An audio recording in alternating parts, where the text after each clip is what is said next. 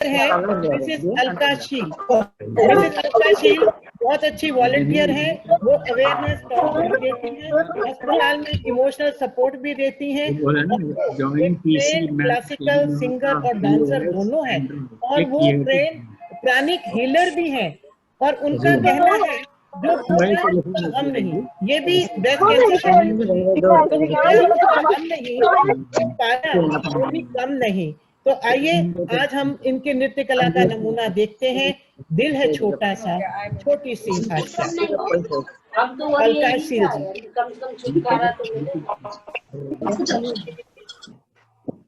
ठीक है, मेरे को क्या है?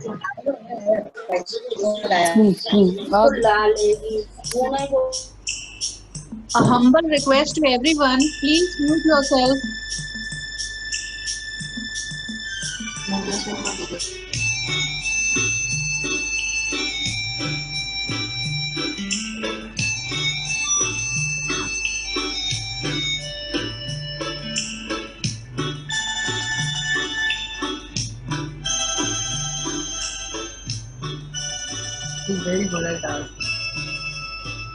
दिल है छोटा सा, छोटी सी आशा, मेरे दिल में बस जीने की आशा, चांद तारों को छूने की आशा, आसमानों में उड़ने की आशा। दिल है छोटा सा, छोटी सी आशा, मेरे दिल में बस जीने की आशा, चांद तारों को छूने की आशा, आसमानों में उड़ने की आशा। दिल है छोटा सा, छोटी सी आशा।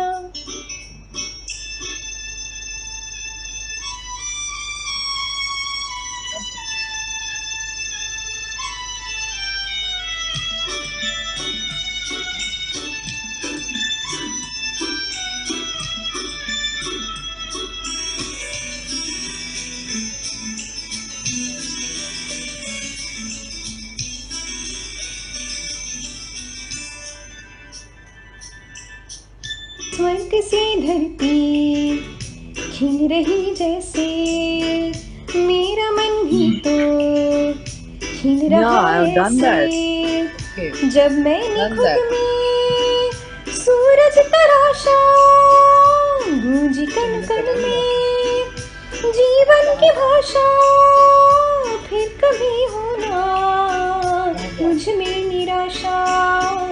दिल है छोटा सा, छोटी सी आशा, मेरे दिल में बस जीने की आशा, चांद तारों को छूने की आशा, आसमानों में उड़ने की आशा। दिल है छोटा सा, छोटी सी आशा, मेरे मन में बस जीने की आशा।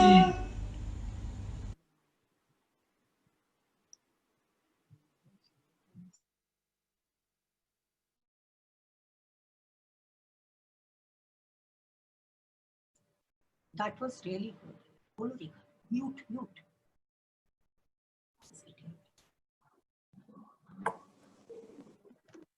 You have to unmute yourself. Rekha, only Rekha, unmute yourself. Rekha, you're muted.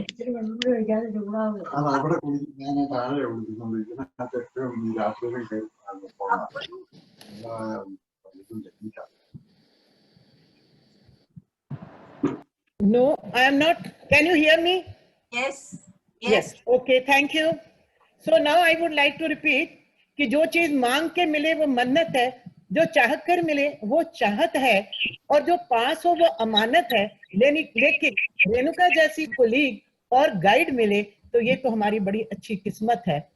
Jyotsna Govil जी के साथ साथ रेणुका जी में भी बहुत सारे गुण हैं, फिर भी वो बहुत ग्राउंडेड और रियलिस्टिक है, और हमारी गाइडिंग फोर्स हैं दोनों, हमारी vice chairperson Mrs Jyotsna Govil और हमारी honorary secretary Mrs Renuka Prasad ji. मैं उनसे रिक्वेस्ट करूंगी रेणुका जी से कि वो हमारी chief guest Mrs Tahira Kashyap, जिन्होंने अपना इतना कीमती वक्त निकाल के हमारे लिए वक्त निकाला है, हम उनका जितना धन्यवाद करें, और हमारे दूसरे panellist doctor Dev and doctor Kanchan Kaur, और हमारे पार्टिसिपेंट जो भी हमारे हमसे मिलने सेमिनार पे आए हैं, सब हमारे लिए स्पेशल गेस्ट हैं। इनका धन्यवाद करें और बताएं कि इंडियन कैंसर सोसाइटी और कैंसर सहयोग कैसे मरीजों की मदद करते हैं। थैंक यू रेणुका जी, सबसे निवेदन है। Good evening to everyone. A very, very warm welcome to all of you. We have been really overwhelmed with the numbers that we got.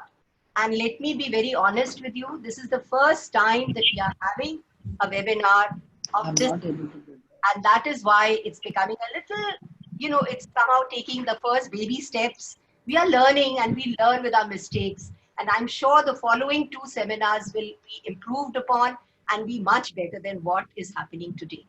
But I would just make one personal request to everybody here that just keep your screens on mute so that there's not too much of a noise. Especially it's true with the ones who've got the phones on. They talk and they don't realize that it's being broadcast to everyone, which is not very pleasant. Anyway, now let me do my duty and first and foremost welcome all our guests here today. Our chief guest, Taira ji, who's really taking time out.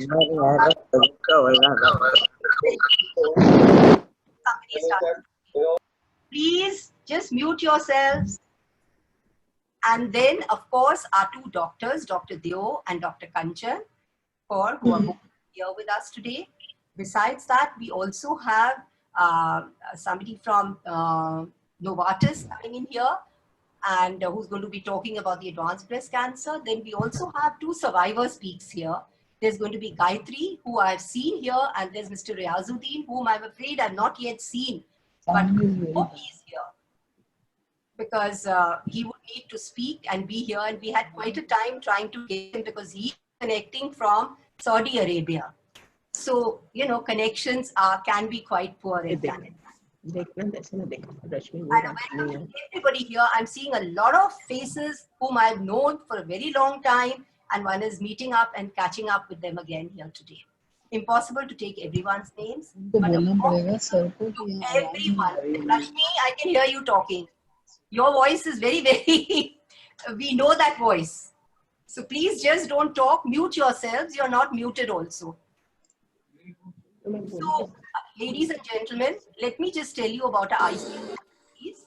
Our first and foremost activity is awareness, followed by screening. And when we talk of awareness means going it could mean an institution, a corporate office, the schools, anywhere, the bus, some buses, anywhere.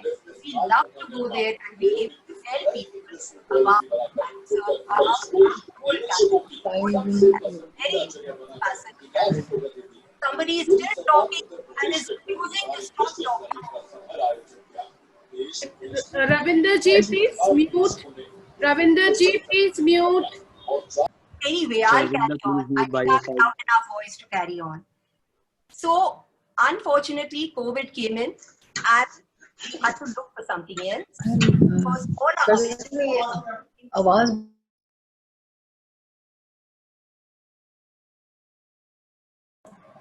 Renuka, you're muted. Renuka, you're muted. You have to unmute yourself. Oh no, he muted me just now. I think he muted everyone and muted me in okay, the good. Now. Thanks for telling me. Thanks for telling me. Welcome.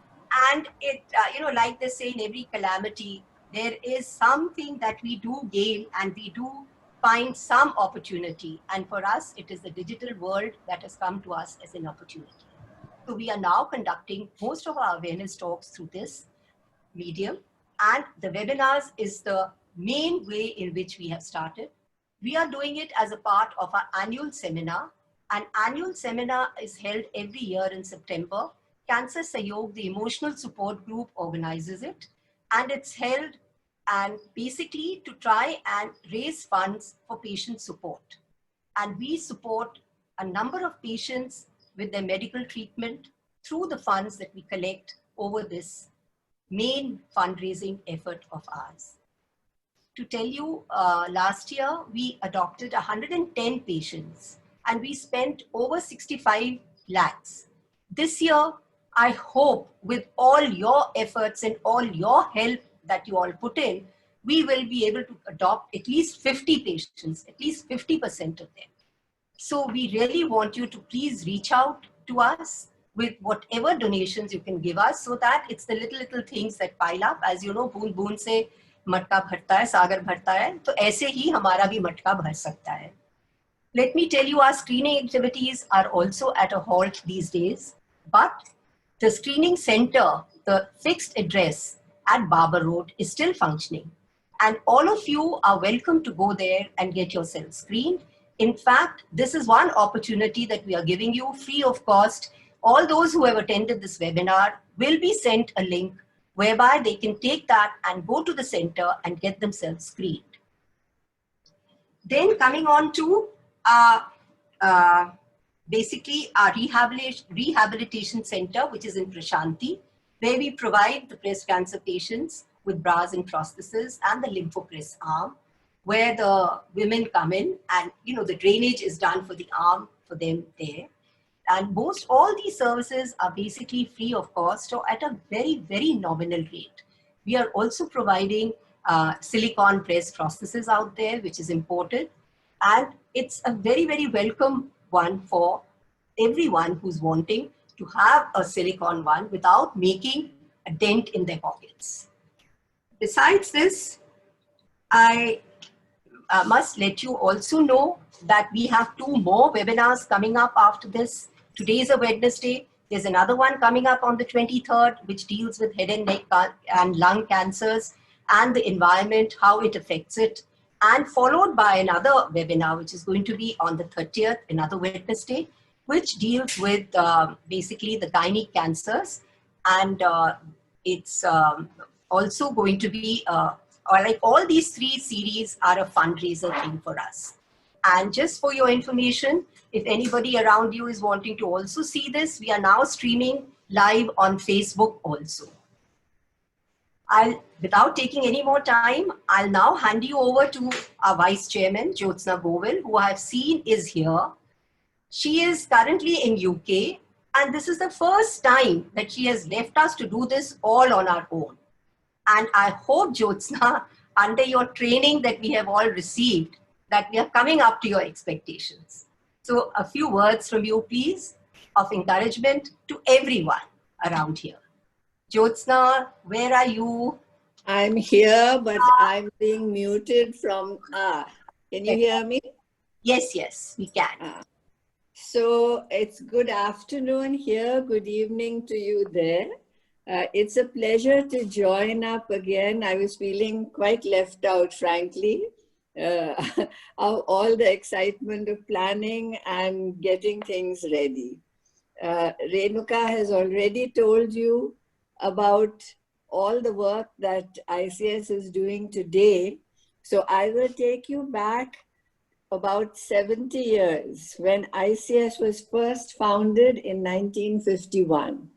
Please remember the date. It was just 4 years after independence that ICS began and opened its doors, thanks to a really visionary surgeon at Tata Memorial Hospital, Dr. D.J. Jasawala. He realized that no matter how much surgery he did, things would not get better unless people had the awareness of cancer and went for early screening so that there was early detection of cancer.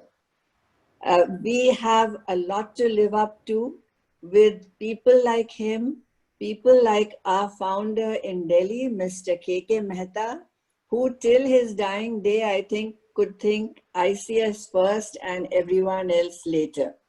So it is a little reminder to all my colleagues in ICS. I'm very, very proud of what you have done and of how you are presenting everything. But we are lambe race ke ghode. we are not going to pack up because one or other of us is out of the country or out of action for whatever reason. So everybody pulls together and we work even harder to ensure that there are no gaps in our services. I think that we have not faltered. Renuka has already told you how we have picked up on the digital world and how we are using tech to take our services forward, whether it is internship for young students, whether it is training in social media, for which all of us also frankly need very badly, all the various activities that we are taking up. So this set of webinars where you see all our volunteers in full force is a story of us and a story of now. But our focus is always the fact that it is you, the general public, and you, the people who are coming to us for information or for support of any kind, you will not find us wanting. God bless you all. I'm looking forward to going forward. Rekha, thank you. Thank you, Renu. Thank you, Jyotsna.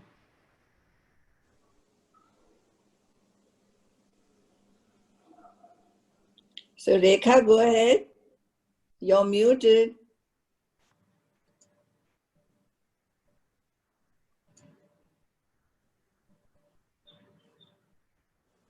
Rekha, you're muted. You're muted. Muted. Unmute. Rekha, unmute yourself ऊपर से. रेखा, हाँ, ऊपर से unmute करो अपने आप को बेटे, ऊपर से.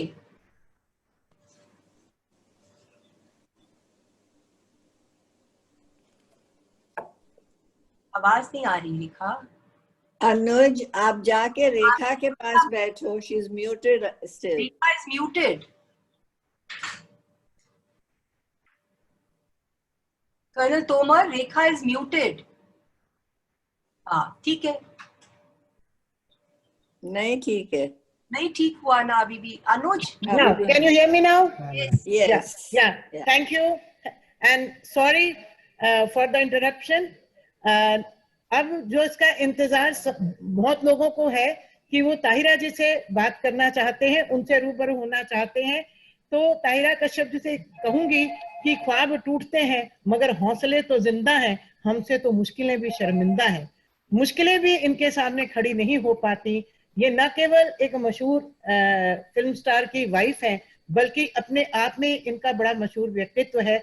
ये बहुत ही फेमस राइटर और फिल्म मेकर हैं और ये अपने ब्रांड की कहानियां और मैसेजेस सोशल मीडिया पे डालती हैं और औरतों की हौसला अफजाई करती हैं और ये वुमेन एम्पावरमेंट, महिला सशक्तिकरण के लिए काम करती हैं. और इनका लक्ष्य ये है कि सब औरतें जो हैं अपने आप को प्यार करना सीखें, अपने स्वास्थ्य का ध्यान रखें और अपने लाइफस्टाइल को बहुत अच्छा बनाएं और हर औरत समाज में एक सकारात्मक सोच ला सकती है, ऐसा इनका विश्वास है.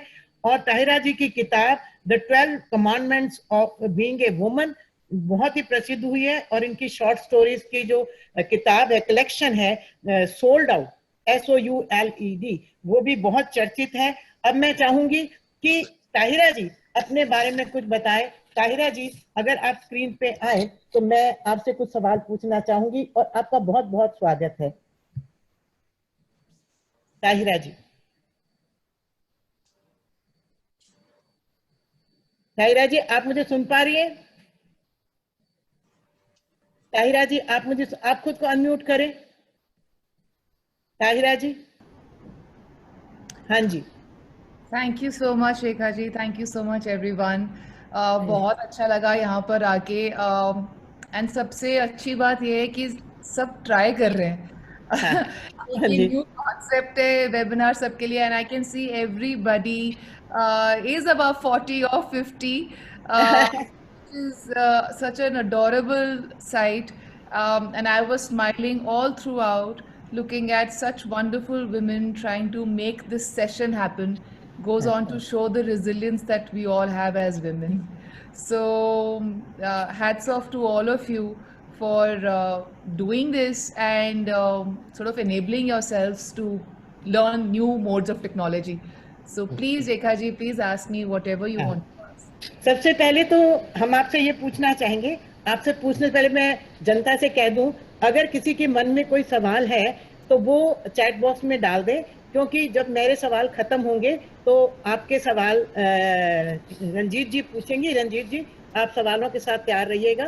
तो ताहिरा जी, मेरा पहला सवाल है कि ऐसा क्या था या कौन था जिसने आपको इतना पॉजिटिव बना दिया? लोग हैरान होते हैं कि आप इतना सब अनुभव करके इतनी पॉजिटिव हैं, तो क्या बात थी, क्या भावना थी, कौन लोग थे जिन्होंने आपको इतना पॉजिटिव बनाया? आई थिंक सबकी ज़िंदगी में बहुत जो फैमिली मेम्बर्स हैं उनका बहुत इम्पोर्टेंट रोल रहता है एंड फॉर्चुनेट होते हैं वो लोग जिनको उनका सपोर्ट मिले, but I feel the support and your anchor has to be you yourself. I think हमें अपने आप को ज़्यादा इम्पोर्टेंस देनी चाहिए। We need to really feel that we ourselves are responsible for our happiness, and once we start giving that much of importance to ourselves, you'll see that things in the universe also fall in place. Everybody else gets aligned to that, and you are surrounded with a lot of love and support, but it has to begin with you valuing yourself. And it's not something that came very easy to me, very honestly speaking. Like anyone in their 20s or as a teenager, you have a whole lot of complexes, and it's just not limited to you being in 20s. I think women across all strata, all ages, do have a couple of complexes, but it's to once you let go of those complexes, I feel you start loving yourself. For some people it comes very easy, they love themselves, it comes very easy to them, but few people have to work towards it. Like me, I work towards it. It's not Thank you. And also we want to know what has been the impact of your experience as a cancer patient and survivor on your personal life and on your life as a celebrity? It's like any other challenge, I feel. It's how you take up, what you give yourself to the challenge. I mean to say, सबकी ज़िंदगी में कोई ना कोई challenge आता है, चाहे financial हो, चाहे personal हो, चाहे marital हो. In my case, it was health. Once you approach life with the perspective of मुझे ये चीज़ कुछ सिखाने आई है, कुछ लेनी नहीं आई मुझसे, तो अगर हम वैसा एक नज़रिया रखें तो कोई भी ऑब्स्टिकल या कोई भी प्रॉब्लम आपके लिए एक अपॉर्चुनिटी बन जाती है, एंड ये नज़रिया मैं हर एक प्रॉब्लम की तरफ रखती हूँ। Very good. आखिर मैम, क्योंकि समय की कमी है तो बहुत ज़्यादा सवाल ना पूछ के एक सवाल ज़रूर आपसे कहूँगी कि आप पूरे समाज की महिला, चाहे वो कैंसर सर्वाइवर हो या ना हो, उनके लिए आप क्या कहना चाहेंगी? मैं वही कह रही थी मैं यही बोलना चाहती थी पहले भी, और कि to love yourself, to have utmost respect for yourself. Nobody deserves more love and respect than you yourself. That doesn't mean you become a narcissist और अपने बारे में अपने गुण गाते रहो, but it really comes from a place of being kind to your own self. And I feel as women we really need to learn that. Many generations have gone by where women have been suppressed, and somewhere that has stayed in the DNA. तभी हम अपने आप को importance नहीं देते, कभी parent teacher meeting, कभी office की मीटिंग, कभी किचन में खाना, हर चीज़ को अपने से ज़्यादा तवज्जो और इम्पोर्टेंस देते हैं। तो एक ये सीख है, मेरे लिए थी, और मैंने भी इसके प्रति अपने आप को वर्क करा है। Lot of people, like I said, lot of women, they love themselves, lot of women need to love themselves. I was in the category where I worked towards loving myself. So I feel in either category, in whichever way you are, the important thing is to start having respect and love for your own self. Thank you. जब ताहिरा जी के पास क्योंकि समय की कमी है, ये चाह रही थी कि मैं इनको कहीं और कमिटमेंट है, सवालों के जवाब देने का वक्त न होने की वजह से हम चाहेंगे आप अपने सवाल ज़रूर भेजें, हम ताहिरा जी को पोस्ट कर देंगे सवाल और उनके जवाब उनसे लेके आपको ज़रूर देंगे। दूसरी तरफ डॉक्टर देव के पास भी टाइम कम है, जो हमारे नेक्स्ट स्पीकर है। तो इसके साथ ही मैं रंजीत से कहूँगी कि क्वेश्चन संभाल के रखें। तो ताहिरा जी, आपका बहुत बहुत शुक्रिया, थैंक यू हमारे साथ जुड़ने के लिए। हम चाहते तो थे आप अंत तक रहते हमारे साथ। Thank you so much. Thank you so much. Thank you. Thank you. इससे पहले कि मैं डॉक्टर देव हैं क्या, अगर मैं उनको सुनना चाहूँ तो? Doctor Dev, are you there? He has not come yet. Hello doctor Dev से बात करने से पहले मैं आप लोगों को एक संदेश देना चाहूंगी कि हमारा जो एनुअल सेमिनार होता है वो एक फंड रेजर भी होता है, और हम लोग इंडियन कैंसर सोसाइटी की शाखा कैंसर सहयोग हर साल एक सेमिनार करती है। इस साल हम वर्चुअल सेमिनार कर रहे हैं जिसमें हम कैंसर के एक मुद्दे पर तो चर्चा करते हैं, ज्ञान भी बढ़ाते हैं, मगर इसके साथ साथ हम फंड भी रेज करते हैं। जैसे रेणुका जी ने, ज्योत्सना जी ने बताया कि हम बहुत से मरीजों की दवाइयों में, ब्रा प्रोस्थेसिस में और कई तरह से मदद करते हैं, और पैसा हर चीज के लिए जरूरी है। अभी आपको कन्ना तोमर स्क्रीन पे बैंक के डिटेल्स दिखाएंगे, तो मैं चाहूंगी कि आप इसका स्क्रीनशॉट ले लें। अभी बैंक डिटेल्स आपके सामने आएंगी, आप इनका स्क्रीनशॉट ले लें और दिल खोलकर दान करें। आपके दान की मदद से ही हम लोगों की मदद कर पाएंगे, और जो गतिविधियां, एक्टिविटीज रेणुका जी ने और ज्योत्सना जी ने बताई हैं वो तभी आगे चल पाएंगी। और हमारे डोनर्स हैं, ये डोनर्स के नाम हैं जो हमें हमेशा सपोर्ट करते रहते हैं, और इंडियन कैंसर सोसाइटी दिल से उनका धन्यवाद करता है। अगर डॉक्टर देव हैं तो प्लीज अपनी प्रेजेंस बताइए।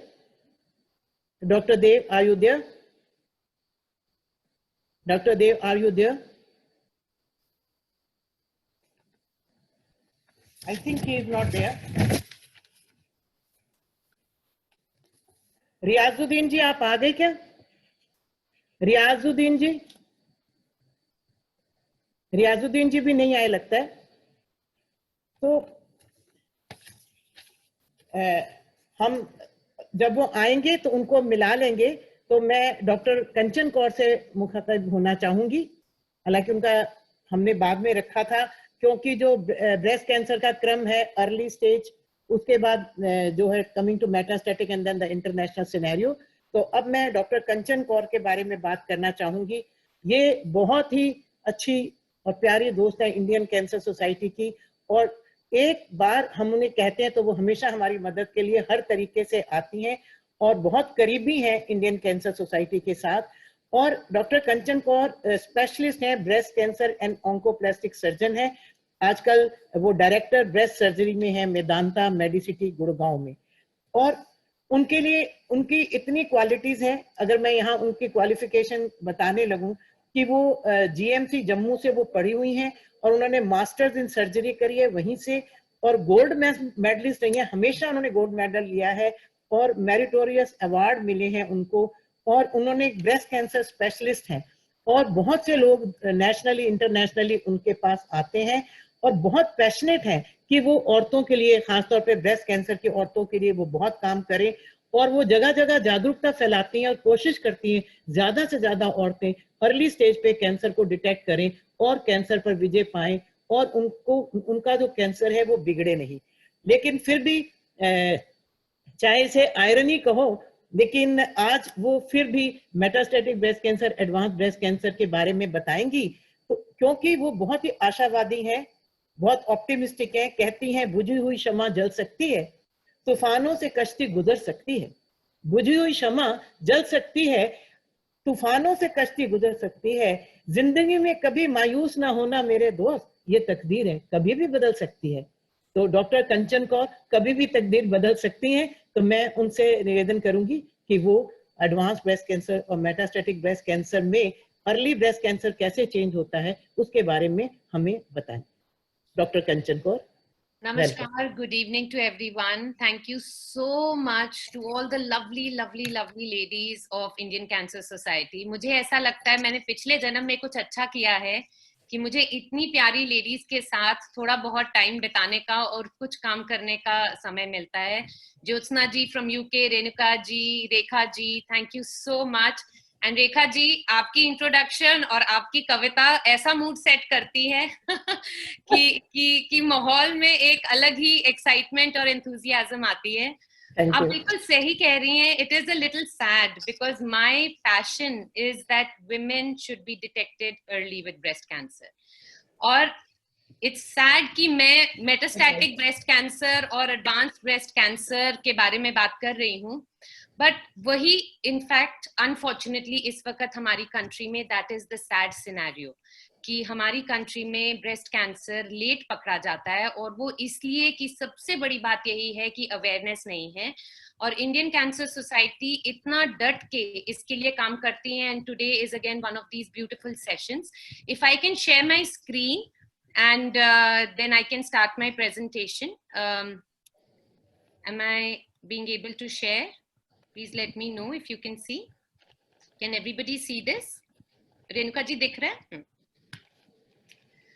Okay, so बात है गुलाबी चर्चे की, और गुलाब का रंग, पिंक कलर एक बहुत ही सुंदर कलर है, और इसीलिए शायद ब्रेस्ट कैंसर को इसके साथ लिंक किया जाता है. और वास्तविकता में सब लेडीज की लाइफ में ये पिंक जो है ये गुलाब और सुंदरता के ही रूप में आना चाहिए, कैंसर के वो पिंक रिबन के रूप में नहीं आना चाहिए. एंड होपफुली इस सेशन के बाद बहुत सी लेडीज मोटिवेट होंगी कि वो अपनी सेहत का ध्यान रखें. जैसे कि ताहिरा जी भी कह रही थी, we need to learn to love ourselves first, and the moment women learn to love themselves, definitely ये जो प्रॉब्लम हम लेट डिटेक्शन की देखते हैं वो कभी भी नहीं होगी. सो गोइंग ऑन टू, मैं डराने नहीं आई, मैं सबसे पहले एक डिस्क्लेमर देती हूँ, मैं डराने नहीं आई, but what we need to understand is that अगर कभी भी किसी को ब्रेस्ट में कोई भी सिम्टम होता है, तो जब तक आप उसको सीरियसली नहीं लेंगे और ये प्रूव नहीं करेंगे कि ये कैंसर नहीं है, तब तक हम लोग इस कैंसर की जंग को नहीं जीत सकते. बहुत बार क्या होता है, जो हम रोज, and most of us clinicians will tell you, breast cancer specialist will tell you, कि लेडीज आती हैं और बताती हैं, डॉक्टर साहब ये गांठ 1 साल से है, I have been feeling this lump for a year, it does not hurt, so I thought it is nothing. कि मुझे दर्द नहीं हुई तो मुझे लगा ये कुछ भी नहीं है, पर अब ये बढ़ गया है तो मुझे लगा दिखा लेना चाहिए. तो पहले तो हम अपने मेंटल ब्लॉक के साथ रहते हैं और गांठ बढ़ती है, फिर उसके बाद हम सहेलियों से पूछते हैं और कोई बोल देता है अरे नहीं यार ये तो नॉर्मल है. उसके बाद फिर हम डॉक्टर गूगल के पास पहुंच जाते हैं, और गूगल खोलने पे हमारी आंखें सिर्फ वही देखती हैं जो हमारा मन देखना चाहता है. और हमारा मन क्योंकि ये कहना चाहता है कि मुझे कैंसर नहीं है, तो ब्रेस्ट की गांठ बढ़ती रहेगी, पर आपका मन आपको कहता रहेगा नहीं नहीं ये तो कैंसर नहीं है, मुझे इससे कोई दिक्कत नहीं है. So please understand that if you have a lump in the breast, if there is any problem in the breast, you have to get yourself checked in time. And ये जो स्लाइड एक है ये मैं हमेशा दिखाना चाहती हूँ, बिकॉज सैडली ये हमारी कंट्री का जो इस वक्त जो सैड सिनेरियो है वो बताती है. आप ये देखिए इंडिया को, 5-year breast survival, cancer survival rates are only 52%, whereas in the US there are 90%. इसका ये मतलब है कि इंडिया में अगर किसी लेडी को ब्रेस्ट कैंसर डायग्नोज होता है तो only 1 in 2 are going to survive at the end of 5 years, whereas in the US 90% will be alive at the end of 5 years. इसका ये मतलब नहीं है कि भगवान को बाहर के लोग ज्यादा प्यारे हैं और इंडियन लेडीज प्यारी नहीं है. इसका ये मतलब नहीं है कि इंडिया में इलाज नहीं है. इसका सिर्फ यही मतलब है कि अगर आप समय पे अपने डॉक्टर के पास नहीं आएंगे, if you do not reach your doctor in time, then no amount of treatment can help. And because patients late आते हैं, because patients come late, the total breast removal rate is also much higher. Ladies को अपनी पूरी breast खोनी पड़ती है, which for women is a sense of their identity. Also, another thing I want you to see on this graph is that young breast cancer, 40 के under breast cancer India में almost 17% है, as opposed to only 6% in the Western world. Now, this is very important to understand, क्योंकि young girls में अगर breast में कोई lump होता है तो बहुत बार आपका जनरल प्रैक्टिशनर, आपके गायनोकोलॉजिस्ट, आपके लोकल डॉक्टर भी इसको मिस कर सकते हैं, क्योंकि हम लोग एक्सपेक्ट नहीं कर रहे होते यंग गर्ल्स में breast cancer. So it is extremely important to understand cancer किसी को भी हो सकता है, किसी भी एज पे हो सकता है, और अगर आप सतर्क हैं तो आप समय पे डॉक्टर के पास जाएंगे तो कैंसर का पूरा पूरा इलाज समय पे पकड़े जाने पे जरूर होता है. And if that is the only one message you all take from this talk, is that early detection is important. I know I'm going to be talking about signs of early breast cancer turning into metastatic breast cancer, but I really hope that whoever is listening to this will not wait to get an early breast cancer and then wait to tick the box to see, अरे ये तो अब बढ़ रहा है तो मैं doctor के पास जाऊं. So please understand, early detection is extremely important.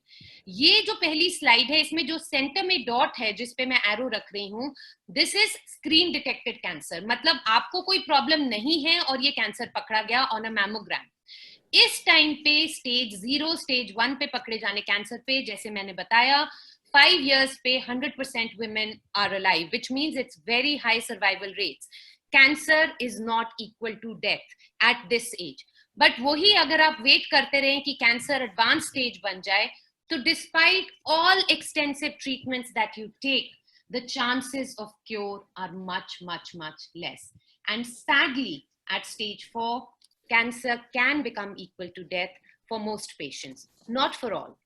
But it is important to understand कि कैंसर को जल्दी पकड़ना चाहिए. अब ये एक थोड़ा क्रूड सा एग्जाम्पल है, and I hope my slides don't hurt the sensibilities of all of those who are listening, but I felt that प्यार से हमने बहुत समझा लिया. I think अब as NGOs working towards cancers, as doctors working towards cancers, we need to give a rude awakening. We need to show crude examples and make people understand. अब आप सोचिए, ये अगर एक सेब को चूहा कुतरना शुरू होता है, आप इस स्टेज पे उसको पकड़ लेते हैं तो फिर भी सेब का कुछ हिस्सा बच सकता है. But if we keep waiting, जैसे कैंसर भी ऐसे ही शरीर को धीरे धीरे धीरे धीरे निबल करता है, and if we keep waiting till the cancer nibbles your whole body by stage 4, देन हम उसको इस स्टेज तक, पहली स्टेज तक नहीं पहुंचा सकते. So early detection is important. So सोचिए कि आपकी ब्रेस्ट में एक गांठ है. इस गांठ को आपने देखा, आपने अपनी फ्रेंड से पूछा, उसने कहा कोई नहीं यार, ये तो दूसरी गांठ है. आप थोड़ी देर रुकी और वो थोड़ी और बढ़ गई. आपको अभी भी लगा नहीं नहीं ये कुछ नहीं होगा. आप और रुकी और वो गांठ और बढ़ गई. बढ़ते बढ़ते वो गांठ इतनी बढ़ गई कि अब आपकी ब्रेस्ट में जो एक चावल के दाने से गांठ शुरू हुई थी, जो कि मैमोग्राम, स्क्रीनिंग मैमोग्राम पे पकड़ी जा सकती थी, फिर वो एक छोटे मटर के दाने जितनी बनी, जिसको आप या आपका डॉक्टर पकड़ सकते थे, पर आपने उसको बढ़ते बढ़ते एक छोटी गोल्फ बॉल के साइज का बना दिया. उस टाइम तक ये गांठ जो है, बगल में ये जो नीली आपको देख रहे हैं गोले, ये वहां तक फैलनी शुरू हो जाती है और लेट स्टेज बन जाती है. तो कोई भी गांठ का ब्रेस्ट में साइज में बढ़ना, बगल में कोई भी गांठ का फील होना जो बढ़ रही है, ये खतरे का लक्षण हो सकता है और इसमें चेकअप कराना बहुत बहुत जरूरी है. ऐसे ही अगर आपकी ब्रेस्ट पे कोई घाव है, स्पेशली निपल पे, जो ठीक नहीं हो रहा, you have gone to a doctor, आपको डर्मेटोलॉजिस्ट ने कोई क्रीम दी, थोड़ी देर के लिए वो ठीक हो गया, पर वो घाव बार बार बन रहा है, तो please understand, you must go to an oncologist to get it checked out, because it could be कि आप एक छोटे कैंसर से निपल के नीचे शुरू हुए, लेकिन वो बढ़ते बढ़ते एडवांस स्टेज में जा रहा है. ऐसे ही कई बार कैंसर अगर समय पे नहीं पकड़ा जाए तो वो संतरे की स्किन जैसा अपीयरेंस ब्रेस्ट पे करता है, जिसको हम प्यूडी ओरांज बोलते हैं. अब इट विल बी वेरी, इतनी छोटी थी, वो तब तक रुके कि वो बढ़ते बढ़ते ऐसे बन गई कि वो यहां तक पहुंच गई. पर प्लीज अंडरस्टैंड, जब भी आपको इनमें से कोई भी लक्षण दिखे, दर्द होना is not a criteria for going to your doctor. Please go to your doctor at the earliest. It is very important. Increase in size of the lump, lymph nodes in the armpit, orange peel appearance of skin of the breast, और non healing ulcers, इनमें से कोई भी sign आपको breast में लगे तो please go to your oncologist and get yourself checked out. I know हम ऑन्कोलॉजिस्ट से सब लोग बहुत डरते हैं, हम इतने डरावने भी नहीं है. समय पे आ जाओ तो हम मदद भी करते हैं, इतने डरावने हम नहीं हैं. सो इसीलिए कभी भी कुछ लगे, please make sure, yes, your gynecologist is your first friend, but make sure if there are any doubts in your mind regarding any symptom in your breast, you must seek out an oncologist and get yourself checked out. अब cancer क्या होता है? Cancer basically आपके अपने sales की overgrowth है और ये बहुत भूखा होता है. जैसे ये बढ़ता है, ये ब्लड वेसल्स, ये जो लाल नलियां आ रही हैं, ये ब्लड वेसल्स को अपनी तरफ खींचना शुरू हो जाता है. जब तक तो ये उस ऑर्गन में है जहां से ये शुरू हुआ है, तो इसको हम अर्ली ब्रेस्ट कैंसर कहते हैं. बट अगर इसको समय पे ना पकड़ा जाए तो धीरे धीरे ये कैंसर के सेल आपके ब्लड सप्लाई में जाना शुरू हो जाते हैं. And once they leak into your blood vessels, they can go to different parts of your body, and that is when it becomes advanced breast cancer or metastatic breast cancer. तो आप ये सोचिए कि आपके घर में दीमक लगी थी और आपने वेट किया कि घर के सब दरवाजे खराब हो जाएं तो हम दरवाजा बदलेंगे. That is exactly the scenario with cancer. जैसे ही आपको थोड़ा सा शक हो, उसका इलाज कराइए, क्योंकि जब ये सेल्स फूट के आपकी ब्लड सप्लाई में जाना शुरू हो जाएंगे, उस टाइम पे बहुत बार डॉक्टर्स के हाथ से भी बात आगे निकल जाती है. अब मेटास्टैटिक ब्रेस्ट कैंसर का क्या मतलब है? मेटास्टैटिक मतलब कि वो ब्रेस्ट तक सीमित नहीं रहा है, वो ब्रेस्ट से निकलकर आगे चला गया है. अगर वो आपके लिवर में चला गया है तो उसमें सिम्टम्स हो सकते हैं थकान के, वेट लॉस के, भूख नहीं लगने के. अब देखिए, ये चीजें बहुत बार कॉमन भी होती हैं. तो बहुत बार हम अपने कैंसर पेशेंट्स जो ठीक हो गए होते हैं उनको बोलते हैं कि थोड़ा सा weight loss, fatigue, loss of appetite, तो आप परेशान मत हो जाइए कि ये मेटास्टैटिक हो गया. But if anything is out of the ordinary, कि आप अपना नॉर्मल रूटीन जी रही हैं पर आपका वजन कम हो रहा है, आपकी भूख कम हो रही है, you must approach a doctor. ऐसे ही ब्रेस्ट कैंसर बोन में फैल सकता है और बोन में फैलने से बोन्स में पेन होती है. अब एक प्रॉब्लम ये है कि बहुत से पेशेंट्स जिनका ब्रेस्ट कैंसर का ट्रीटमेंट हो चुका है, उनको हम लोग ऐसी दवाइयां देते हैं जिनसे वैसे भी बोन्स में पेन रहती है. So but if there is any new symptom that you have, और कोई एक पर्टिकुलर पॉइंट है जहां पर दर्द ज्यादा हो रही है, तो बार बार मैं एक ही चीज बोल रही हूँ, please go to a doctor and do not self-diagnose. Similarly, breast cancer lungs में फैल सकता है, फेफड़ों में फैल सकता है. तो जब तक तो ये ब्रेस्ट तक सीमित था, ये स्टेज 1, 2, 3 तक हम इसका इलाज डिफरेंट तरीके से करते हैं. पर once it becomes stage 4 और ये बोन्स, लिवर, लंग में जाए, तब इसका इलाज क्यूरेटिव ना होके पैलिएटिव के नाम में आता है. But I want to tell any patient who is listening and is stage 4, all is not always lost. We see so many beautiful miracles of even stage 4 cancers doing well with good treatments nowadays. But it is important, अगर आप समय पे पकड़ लें तो उसमें आगे जाके दिक्कत होने की प्रॉब्लम जो है वो कम होती है. एक ये स्लाइड में जरूर दिखाना चाहूंगी. बहुत बार क्या होता है कि जैसे ये ब्रेस्ट कैंसर की स्लाइड है और इसमें पेशेंट को इन्फेक्शन है और ये दोनों बहुत एक जैसे दिखते हैं, और कई बार हम देखते हैं कि पेशेंट का ब्रेस्ट कैंसर इन्फेक्शन में मिस डायग्नोज होके एज एन इन्फेक्शन ट्रीट होता है. So please understand that if there is anything, अगर आपको खुद को लग रहा है कि ये चीज ठीक नहीं हो रही है और मैं डॉक्टर के पास जा रही हूँ और ठीक नहीं हो रही है, तो you must get an oncologist to see you. The next few slides I'm going to share are not very pretty slides, and I apologize, or actually I shouldn't apologize for sharing them, because every time I see a woman like this in clinic, I feel like crying out, because cancer, if detected early, can be treated. And alternative methods of treating, I know, work well to lift your body towards a good healing state. But as far as I know, they cannot be the only treatment. जैसे allopathy अकेले आपको ठीक नहीं कर सकती, आपको और भी बहुत सपोर्टिव चीजें चाहिए अपने शरीर को स्ट्रॉन्ग करने के लिए. ऐसे ही खाली होम्योपैथी और खाली आयुर्वेद से आप ठीक नहीं हो सकते. And I'll show a few slides which I don't know how you guys will take. But this was a patient who kept thinking कि मैं होम्योपैथी की दवाई खा रही हूँ और डॉक्टर कह रहा है कि कैंसर ठीक हो रहा है क्योंकि अब ये फूट के बाहर आ रहा है. ये फूट के बाहर नहीं आ रहा, ये बढ़ चुका है, ये स्टेज 4 में परिवर्तित हो रहा है। कोई भी कैंसर में घाव बनना ऐसा या ऐसा नॉर्मल नहीं होता। और जो लास्ट स्लाइड में दिखाने वाली हूं, I remember I haven't slept for days after seeing this patient because she was a professor in a college और वो ये सोचती रही कि breast का ऐसे होना normal है. I know I might have hurt a lot of sensibilities by showing this. I am full of hope, as Rekha ji said, but when I see this, I feel sad. So please, it is a big request to anybody who is listening. Please understand that just knowing it is not enough.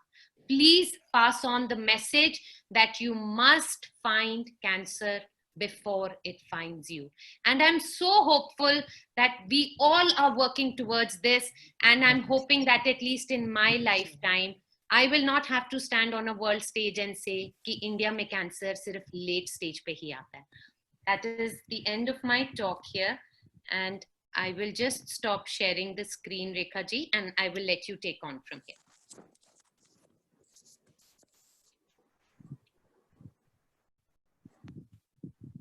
Is somebody, Rekha ji, Renuka ji, anybody?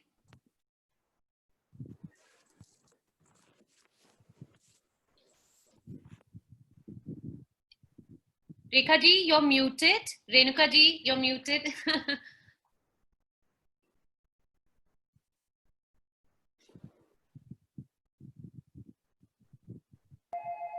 Yes, thank you, Dr. Kanchan, for such an informative and still interesting talk that you have given us. यहाँ से हमें एक message आया है कि हम सबको English में बोलना चाहिए, लेकिन बहुत से लोग यहाँ ऐसे हैं जो शायद इंग्लिश में बहुत अच्छी तरह बात को नहीं समझ पाते, तो हम इसीलिए इंग्लिश हिंदी मिली जुली भाषा में बोल रही थी इसीलिए। हाँ, बिल्कुल। तो डॉक्टर देव का स्वागत है, लेकिन वो हमारे साथ जुड़ गए हैं IRCH से। लेकिन उससे पहले अभी क्योंकि डॉक्टर कंचन कौर ने मेटास्टैटिक ब्रेस्ट कैंसर पे बात की, हमारे साथ एक बहुत ही बहादुर लड़की जुड़ी हुई है, गायत्री सहगल, देहरादून से, जो कि मेटास्टैटिक ब्रेस्ट कैंसर की पेशेंट है। और वो इतनी बहादुर है कि मैं खुद हैरान हो जाती हूँ। तो उनके लिए मुझे 2 पंक्तियां मिली हैं कि बड़ी मुश्किल घड़ी है जो मुझ पर आन पड़ी है, सच पूछिए तो मेरी जिद भी बहुत अड़ी है। आंधी, बरखा, लू, थपेड़े सबसे लड़ रही हूँ, क्योंकि मैं जानती हूँ कि मैं हार कर भी जीत रही हूँ। इनकी बहादुरी की बात क्या करूं कि 18 वर्ष की आयु में इनका एक्सीडेंट हुआ फायर के साथ। 50% बर्न्स के साथ ये पैदल चल के हॉस्पिटल गई अपना इलाज करवाने। इनकी उंगलियां जुड़ गई, इनका नीचे का होंठ गल के इनके चिन के साथ चिपक गया।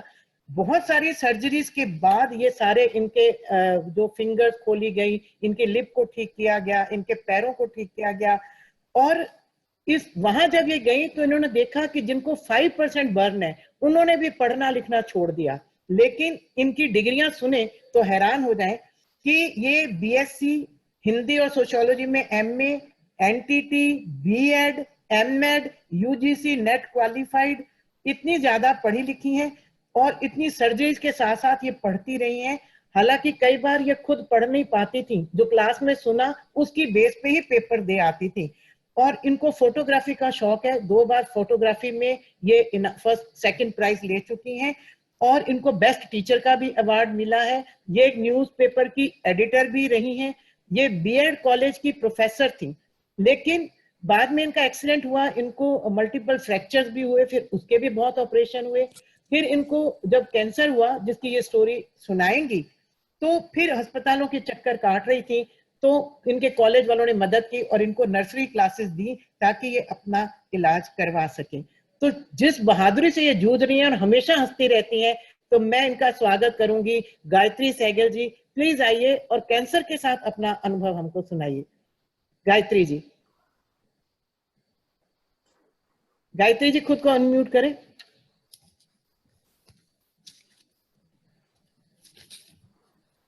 गायत्री सहगल,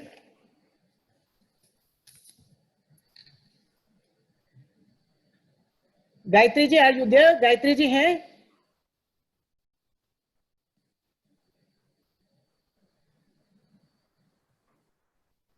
गायत्री जी, क्या आप सुन पा रही हैं मुझे? गायत्री सहगल अभी तो थी थोड़ी देर पहले यहीं पे। गायत्री आ रहे हैं। हाँ जी, हाँ आ रही है। हाँ हाँ जी।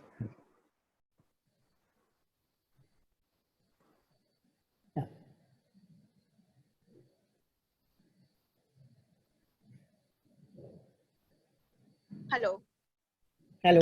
हाँ गुड जी, evening, good evening all of you. Good good evening. Evening. Good evening. हाँ जी, मैं गायत्री सहगल और देहरादून से। रेखा मैडम आपको मेरे बारे में सब बता चुकी है ऑलरेडी, तो अब मैं आपको तब बताऊंगी जब मुझे मेरे साथ ये प्रॉब्लम शुरू हुई। मेरे साथ ये प्रॉब्लम शुरू हुई थी सितंबर 2013 से थोड़ा सा पहले, और मैंने रजिस्ट्रेशन कराया था एम्स में 5 सितंबर 2013 में। उस समय मेरे को डॉक्टर शुक्ला की टीम ने मेरे को इलाज दिया, उनकी टीम ने मेरे को ट्रीट किया। और मेरी उसके बाद डॉक्टर शुक्ला की टीम में डॉक्टर पलनी अप्पन थे। डॉक्टर पलनी अप्पन इस समय वो बेंगलोर में है, रामैया मेडिकल कॉलेज में। उन्होंने मेरी बहुत हेल्प करी। और डॉक्टर अजय गोगिया, इन्होंने मेरी कीमो प्लान करी है, और उनकी टीम ने, डॉक्टर बत्रा ने मेरी कीमो प्लान करी थी। मेरी 6 कीमो हुई है। जनवरी जो मेरी चली थी, अक्टूबर 2013 से चली थी, और जनवरी 2014 में पूरी हुई। इस दौरान बहुत परेशानियां होती थी। कीमो के दौरान जो आपको पता ही है, बहुत सारी परेशानियां होती थी, प्लेटलेट्स कम हो जाते थे। पर इस दौरान मेरी डाइट का मेरे पापा मम्मी ने बहुत ख्याल रखा। मेरे पापा बुजुर्ग हैं, पर फिर भी वो बहुत दौड़ भाग करके मुझे जूस देना, 3-4 बार टाइम पे जूस देना। मेरा हीमोग्लोबिन अच्छा रहता था, मेरे प्लेटलेट्स अच्छे रहते थे। वो सब उनके कारण हुआ, पापा के कारण। और मेरी छोटी बहन सावित्री, वो मुझे हॉस्पिटल लेकर आती थी। वो मुझे हॉस्पिटल लेकर आती थी, सावित्री उसके साथ में हॉस्पिटल आती थी, देहरादून से दिल्ली। मेरी 6 कीमो हुई थी, और 14 फरवरी 2014 में मेरा MRM हुआ था। उसी दौरान मैं रेखा मैडम आपसे मिली थी।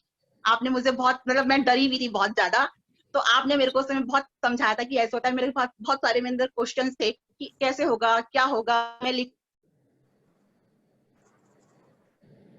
छोटी मोटी शेयर करी, और आपने उनको सॉल्व किया ऑपरेशन से पहले। तो मेरी हिम्मत आई। फिर आपने भी बताया कि आप भी ब्रेस्ट कैंसर सर्वाइवर हैं, तो थोड़ी हिम्मत आई उस समय। मैं फॉलोअप्स में आती रही, पर एक सड़क एक्सीडेंट मेरा हो गया था 13 जून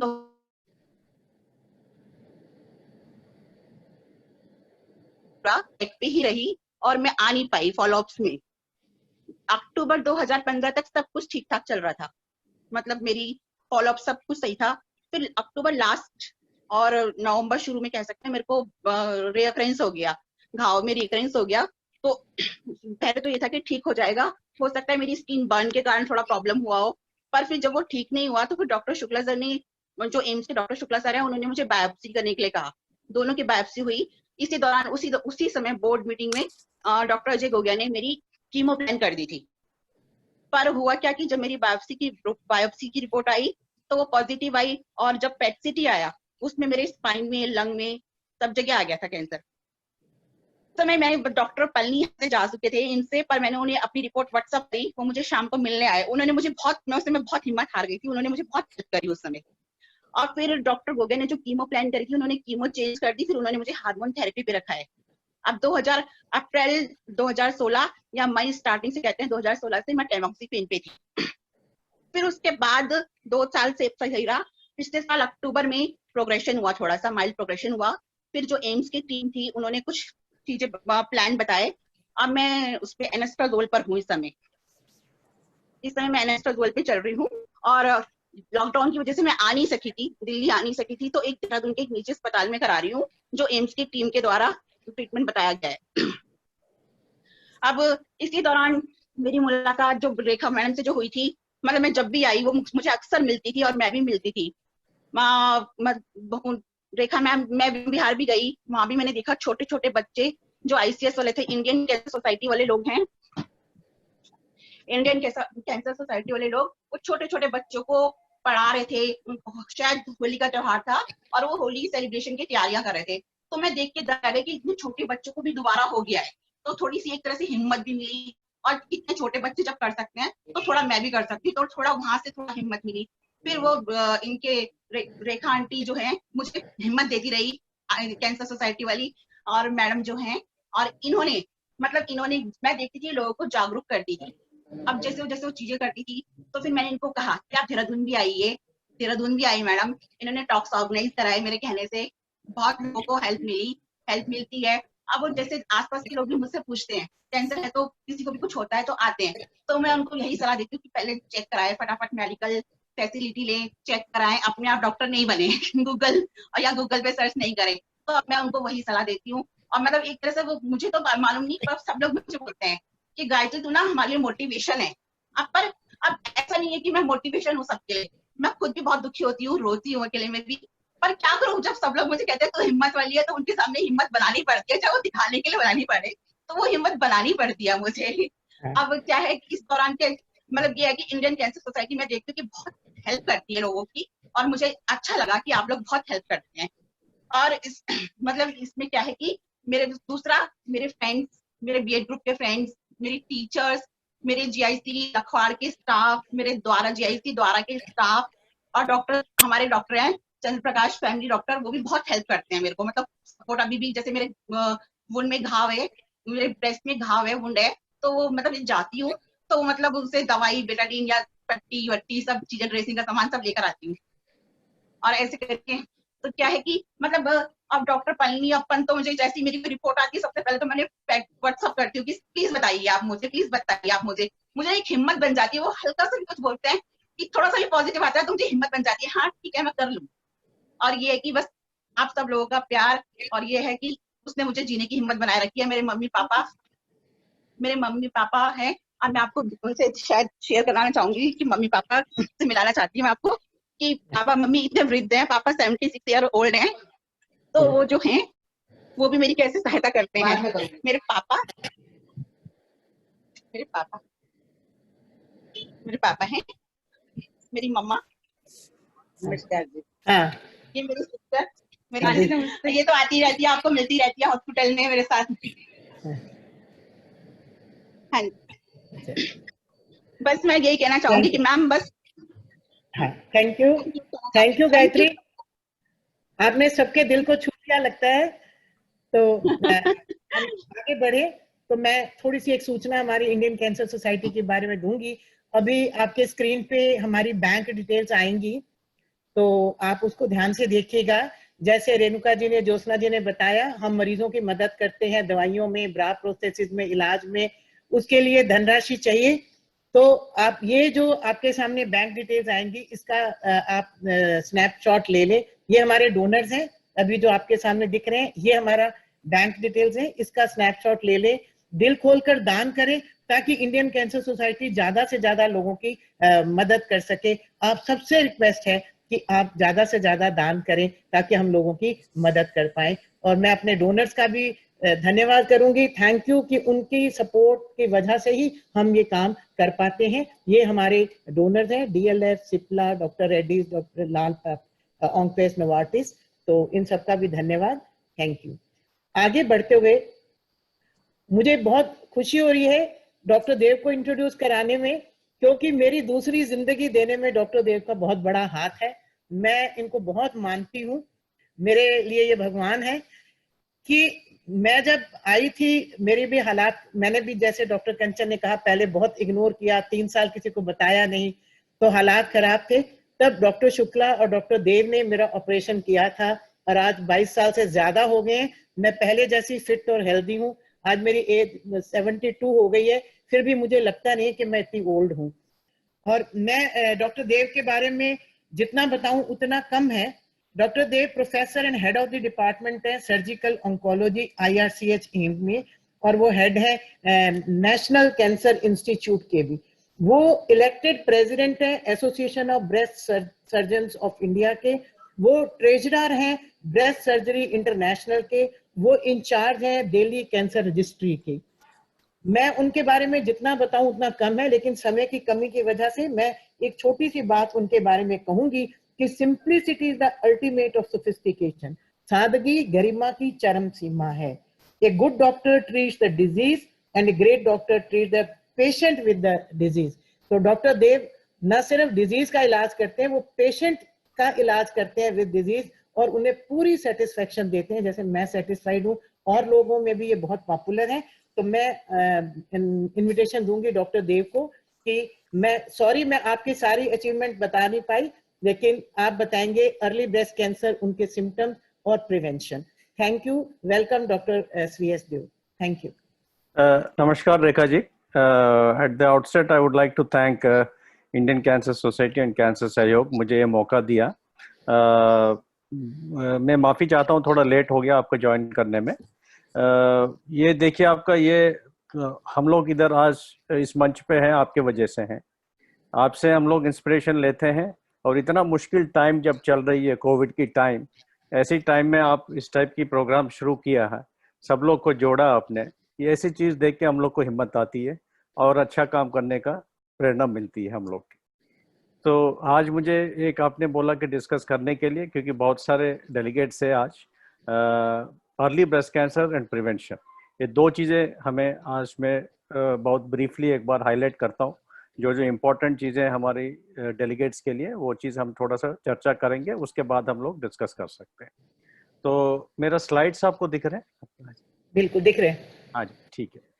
तो देखिए प्रिवेंशन, अभी गुलाबी चर्चा जो है सिर्फ आपके मंच पे नहीं, पूरा दुनिया में हो रही है। अभी देखिए ये ग्राफ में जो दिखा रहा हूँ, ये ग्राफ जो दिखा रही है आपका ब्रेस्ट कैंसर दुनिया में कैसा फैल गया। कुछ चुने हुए देश छोड़ के आपका पूरा अभी वर्ल्ड में ब्रेस्ट कैंसर सबसे कॉमन कैंसर हो चुका है आपका। ये सारे आपका दुनिया का नक्शा है, ये रिसेंट आंकड़े हैं। तो ब्रेस्ट कैंसर जिस तरह से फीमेल्स में सबसे कॉमन कैंसर हो चुकी है। और ये स्लाइड आपको दिखा रही है कि ये जो पिंक जो हिस्सा है आपका दोनों में, ब्रेस्ट कैंसर कितनी, ऑलमोस्ट 1/4 आपका जो कैंसर है लेडीज में ग्लोबली ब्रेस्ट कैंसर है, और मोर्टेलिटी इज अराउंड 15%।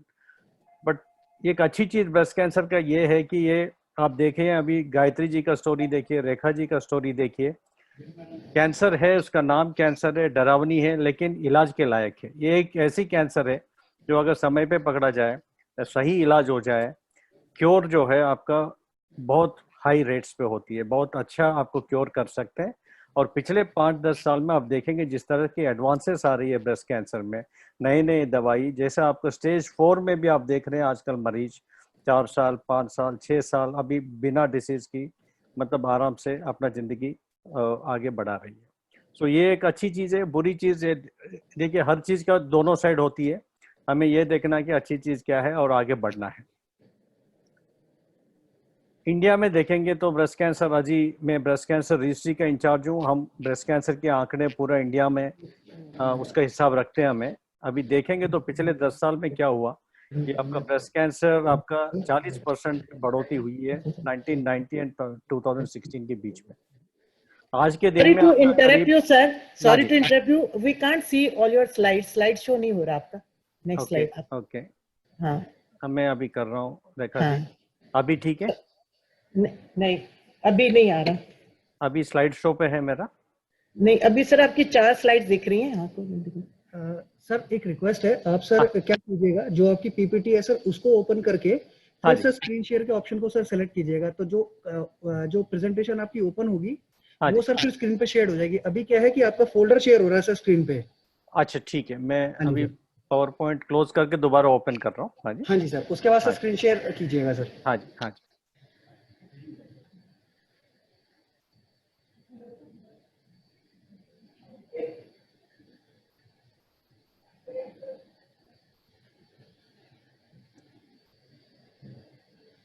अब देखिए। यस सर, अब सही है सर। अब ठीक है। हाँ जी, अब ठीक है सर, थैंक यू। हाँ जी, माफी चाहता हूँ मैं। तो ये आपका 1-2 स्लाइड दिखा के फिर आगे बढ़ूंगा मैं। ये जो गुलाबी चर्चा की जो बात कर रहा था मैं, ये दुनिया भर में हो रही है। हाँ जी, बिल्कुल। अभी ब्रेस्ट कैंसर का है और ब्रेस्ट कैंसर के आंकड़े ये हैं। इंडिया की बात चल रही थी हमारी। इंडिया में अभी देखिए आज का 40% बढ़ोतरी हुई 1990 और 2016 के बीच में। ये अभी का रिसेंट हमने डेटा देखा कि इंडिया में 1990 में आप देखिए ब्रेस्ट कैंसर 4थी पोजीशन पे थी among women, it was the 4th commonest cancer. अब 2016 में बढ़ के ये आपका नंबर 1 हो गया आपका। तो ये 4 कैंसर आपका नीचे चले गए, उसके जगह ब्रेस्ट कैंसर आ चुका है। और ये भी रिसेंट आंकड़ा है। अभी हमने स्टेट वाइज ब्रेस्ट कैंसर की डेटा हमने निकाला है। हर स्टेट आपका भारत का देखिए इधर सबसे ऊपर है ब्रेस्ट कैंसर, या पहली नंबर पे या दूसरी नंबर पे। Almost in all states of India breast cancer अब पहला या दूसरी नंबर पे आ चुका है। तो अगला आपका सवाल उठती है वो नेचुरल है कि ये क्यों हो रहा है हमारे। एग्जैक्ट रीजन अभी किसी को इतना डिटेल में पता नहीं, but what has been noticed is the rapid westernisation and urban lifestyles जो हम लोग आजकल अडॉप्ट कर रहे हैं, which includes delayed marriage, late age at first child birth, बच्चे आपका कम हो रहे हैं, लेट हो रहे हैं, शादियां लेट हो रही है, वो ये सारी चीज़ आपका बॉडी की हार्मोन सिस्टम को अफेक्ट करती हैं। और डाइट्स की आपकी चेंज हो रही है, लाइफस्टाइल चेंज हो रही है, ये सारे फैक्टर्स आप देखेंगे आपका वेस्टर्न कंट्रीज में ब्रेस्ट कैंसर क्यों इतना ज़्यादा है कि ज़्यादा उनके स्टडीज़ में दिखाया गया है कि लाइफस्टाइल फैक्टर्स एक बड़ा रोल प्ले करते हैं ब्रेस्ट कैंसर डेवलप होने में। उसके अलावा भारत में हमारी प्रॉब्लम्स है कि जैसा आपको बताने की ज़रूरत नहीं है, अवेयरनेस की प्रॉब्लम है, स्क्रीनिंग की प्रॉब्लम है, जैसा अभी कंचन जी ने बताया क्यों एडवांस कैंसर ज़्यादा आते हैं।